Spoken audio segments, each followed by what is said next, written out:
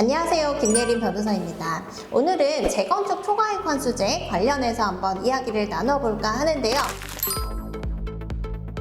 재건축 초과이익 환수제 한 차례 손질이 됐죠. 그러면서 이제 부담률이나 뭐 이런 것들이 좀 많이 달라졌다라고 볼 수가 있는데, 이 법이 개정되는 절차에서 이제 한동안 또 재건축 부담금 부과가 되지 않았어요. 유예가 됐었는데, 그러다가 이제 시행이 되고 나니까 이제 첫 번째로 반포 현대아파트에 재건축 부담금이 부과가 됐습니다. 그래서 재건축 초과이익 환수제는 재건축에만 있는 제도라고 보시면 돼요. 기존에 이제 재건축과 재개발을 비교할 때 재개발 같은 경우에는 공공성이 강한 사업이거든요. 재건축은 상대적으로 공공성이 좀 약한 사업으로 볼 수 있는데, 그러다 보니까 재개발 같은 경우에는 뭐 임대주택을 짓는다던가 뭐 이런 그 공공 기여를 해야 되는 의무들이 부과가 되어 있어요. 근데 재건축에는 그런 부분들이 없다 보니까 아무래도 이제 재건축에 좀 투기 수요들이 많이 몰렸던 이제 그런 부분들이 있어서 재건축도 규제를 시작한 거죠. 그래서 그 중에 하나가 이제 재건축 부담금, 재건축 초과이익 환수제로 볼 수가 있는데, 이 부분 관련해서는 사실 헌법재판소에서 다뤄졌었어요. 그래서 지금으로부터 한 거의 7, 8년 전에 이제 한남동의 한 아파트에서 재건축 부담금 부과를 받아서 여기에 이제 그 헌법재판소에 제소를 했죠. 그래서 이제 헌법재판소에서 이 재건축 부담금 부과, 재건축 초과이익 환수제 자체가 위헌이냐 합헌이냐를 두고 다퉜는데, 이제 당시에는 어쨌든 간에 뭐 양도소득세나 종합부동산세 같은 것들을 납부를 하기 때문에 이 재건축 초과이익 환수제에 따른 재건축 부담금 부과가 이중과세가 될 수 있다. 그리고 이 재건축 부담금 같은 경우에는 내가 아파트를 보유하고 있는 상태에서 납부를 하는 거잖아요. 그래서 미실현 이익에 대한 과세 성질이 있기 때문에 위헌이다라는 주장을 해서 이제 헌법재판소로 갔던 거고, 이 제소가 된 지 한 7년 만에 결정이 나왔어요. 그래서 그때 결정이 나온 게 뭐냐면은 재건축 초과이익 환수제가 합헌이다 라고 나와서 그때부터 이제 본격적으로 부과가 시작이 됐다라고 볼 수가 있는데, 그나마 이제 최근에 시행령 개정을 통해서 조금 완화가 됐다라고 볼 수가 있거든요.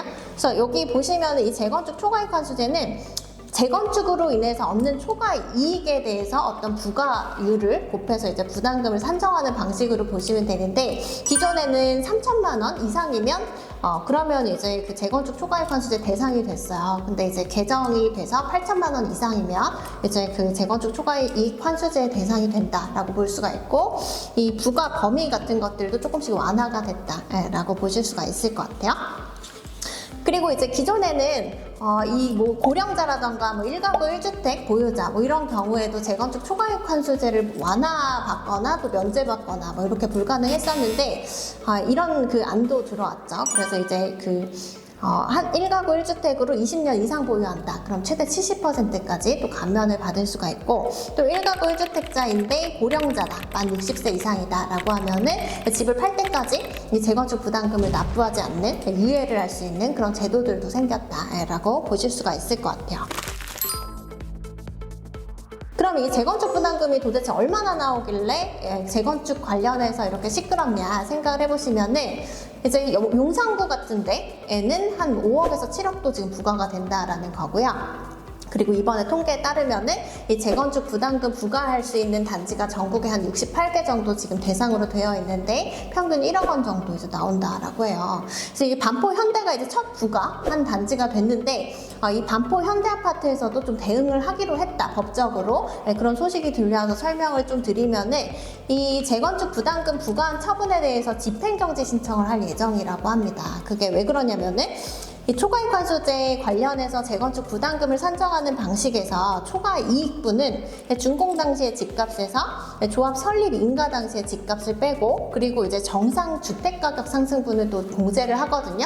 여기서 이제 비용을 빼면은 결국에 초과 이익이 산정이 되는 건데, 이 반포 현대아파트에서 주장하는 거는 정상주택 가격 상승분에 문제가 있다라는 거예요. 그래서 이제 재건축 부담금을 서초구청에서 부과를 했는데, 이때 이제 그 정상주택 가격 상승률을 한국부동산원 통계를 이용해서 23.4%로 적용을 했는데, 이게 이제 그 반포 현대아파트 조합 쪽에서 보니까 KB 지수나 뭐 다른 이제 260여 개 아파트 상승률 고려했을 때 이보다 높다라는 거죠. 이와 다른 수치다라고 해가지고 법적으로 이제 재건축 초과이익 환수제 자체를 다투겠다라고 이제 결정을 내렸다라고 보실 수가 있을 것 같습니다. 같습니다.